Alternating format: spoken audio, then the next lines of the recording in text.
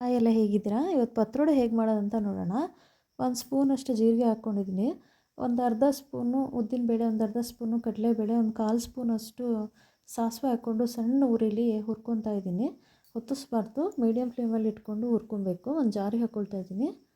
ಒಂದು ಅರ್ಧ ಕಾಯಿ ತುರಿದಿಟ್ಕೊಂಡಿದ್ದೆ, ಒಂದು ಸ್ವಲ್ಪ ಹುಣಸೆ ಹಣ್ಣು, ಖಾರದ ಪುಡಿ, ಕೊತ್ತಂಬರಿ ಪುಡಿ, ರುಚಿಗೆ ತಕ್ಕಷ್ಟು ಉಪ್ಪು, ಹಾಗೆ ಒಂದು ಮುಷ್ಟಿ ಅಕ್ಕಿನ ನಾನು ಒಂದು 2 ಗಂಟೆ ಮೊದಲೇ ನೆನೆಸಿಟ್ಟಿದ್ದೆ. ಇದಿಷ್ಟನ್ನು ಮಿಕ್ಸಿ ಮಾಡ್ಕೊಳ್ತಾ ಇದ್ದೀನಿ. ಒಂದು ಸ್ವಲ್ಪ ನೀರು ಹಾಕಿ, ಸ್ವಲ್ಪ ಗಟ್ಟಿನೇ ಇರಲಿ.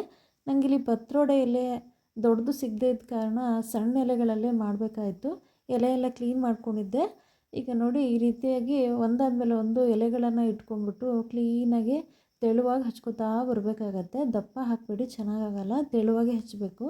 ಹೀಗೆ ಒಂದ್ರ ಮೇಲೆ ಒಂದು ಎಲೆಗಳನ್ನು ಇಟ್ಬಿಟ್ಟು ಕ್ಲೀನಾಗಿ ಮಸಾಲೆ ಎಲ್ಲ ಹಚ್ಕೋತಾ ಬರಬೇಕಾಗತ್ತೆ. ಸುಮಾರು 6ರಿಂದ 8 ಎಲೆಗಳು ಅಥವಾ 10 ಎಲೆಗಳವರೆಗೂ ಕೂಡ ಈ ರೀತಿ ಒಂದರ ಮೇಲೊಂದು ಎಲೆಗಳನ್ನು ಇಟ್ಟು ಮಸಾಲೆನ ಹಚ್ಕೊಳ್ತಾ ಬರ್ಬೋದು.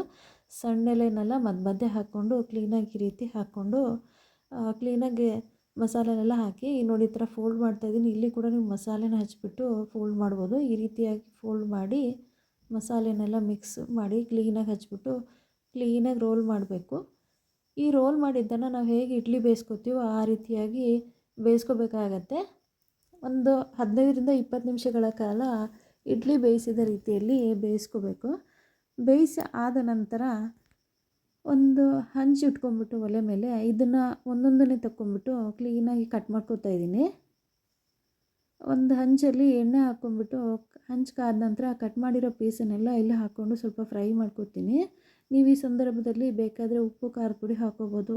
ಬೇಡ ನಮಗೆ ಖಾರ ಸಾಕು ಅನಿಸಿದರೆ ಹಾಗೆ ಕೂಡ ಇದನ್ನು ಮೀನು ಫ್ರೈ ಥರ ಮಾಡಿಕೊಂಡು ಫ್ರೈ ಮಾಡಿಕೊಂಡು ತಿನ್ಬೋದು, ಚೆನ್ನಾಗಿರುತ್ತೆ.